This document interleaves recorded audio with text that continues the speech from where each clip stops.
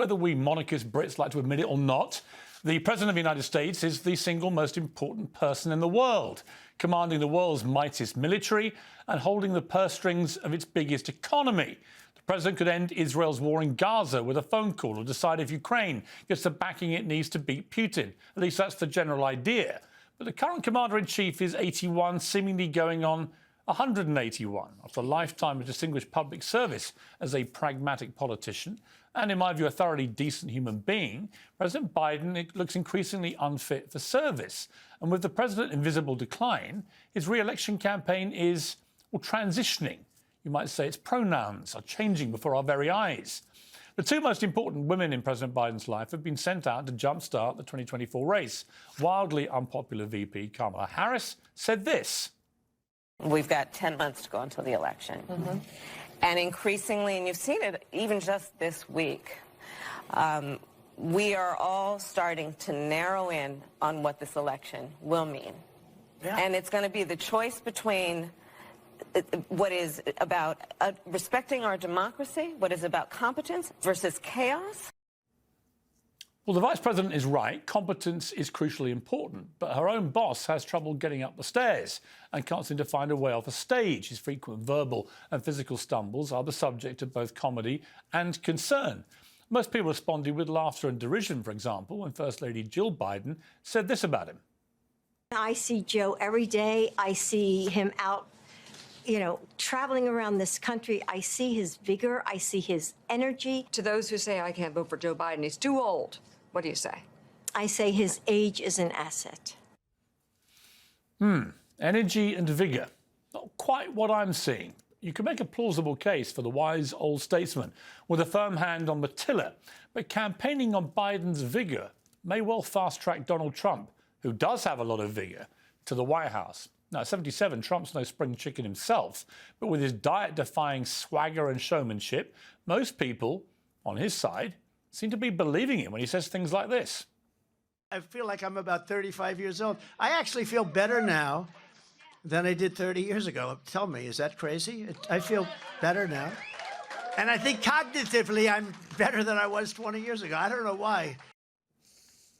That is a slightly more debatable subject, Mr. Trump, but a whopping 77% of Americans, both Republican and Democrats, believe that Biden is simply too old to run the country. Almost 70% think he's mismanaged the crisis at the southern border. Just 13% say they're financially better off on his watch.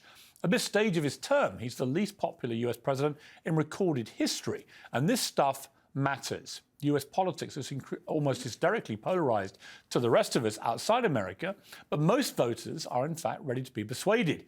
White working-class voters ditched the Democrats to propel Trump to office in 2016. Now more and more Hispanic and black voters are shifting Republican too. Biden says he's the only man who's ever beaten Trump, and that's true. But right now, he may be the only one who can lose to Trump in November. Well, I'm joined by my super PAC here in the studio in New York, co-host of The Breakfast Club, Charlemagne the God, host of The Rubin Report, Dave Rubin, and the Democrat strategist and Fox News contributor, Jessica Tarlov, who I could hear her lips pursing as I read that monologue. That loud? I could feel them pursing. I appreciate, though, I saw you tempered it a bit. Whoever put it in the prompter was harsher than you were. I could feel the pursing. I was reining back in real time. Let me start with you, Jessica, because I like Joe Biden personally. Yeah. I think he's got a lot of very admirable qualities as a human being, and his own story. The fact he lost his wife and a baby when he was just a senator. He then lost another son. Anyone that can do that and still do the job he's doing will always have my admiration. But there is no doubt he is in real trouble here. Is there any doubt? I mean, can you paint a picture that isn't as grim as the one I painted? Oh, I definitely can do that. And I've been preparing for 3.5 minutes to get a chance. I'm not going to start by denying that the age factor is massive in all of this. And I think that people's concerns as well about Kamala Harris and her readiness to take over informs that. If there was a hugely popular vice president kind of waiting in the wings, I think things might feel a bit different for people. But 81 is 81. There are some 81-year-olds. We all watch Warren Buffett, right? Mick Jagger is 80. Yes. Nearly 81. He would have a different kind of agenda for the country. But yes, he does. Might be quite a popular one. Yeah, that would be pretty cool. I wouldn't hate it. But there is a problem going on right now with media coverage of the Biden presidency, and there are problems with the Biden campaign. What are the problems? So I'll start with media coverage. Everybody knows now that you want to print stories that get clicks, and negative stories are the ones that do it. Even people who are huge supporters of the president focus on all the polls that are negative. Most people wouldn't know that if you went to the Real Clear Politics homepage and clicked on polls, the average has Joe Biden down just 1 percentage point to Trump. You would think that he was getting trounced. You'd look at swing state polls and you'd see that in a lot of the swing states, like Pennsylvania, for instance, which is going to be a huge deal, he's up massively. We only talked about the fact that he was down in one Michigan poll last week.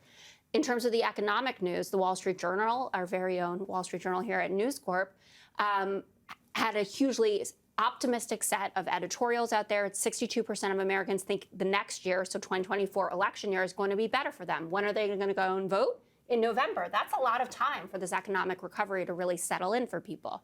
But no one wants to talk about that. It's not popular. It's not good clickbait. The second part about the campaign, and this is where I think the Obama folks who have been perhaps too publicly critical, I think, of the Biden campaign, their ground game is not visible to folks. They don't feel like they're there in Nevada, in Arizona, in Georgia, in these states that we desperately need to win. And they are working on that. And I think that the president himself needs to be more visible. If I was working in the White House, I would have him out there all the time. I understand you might be risking Would you? You see, a stumble. I wouldn't. I'd But do what he they did with him connects last with time. I'd keep people. him in a dungeon.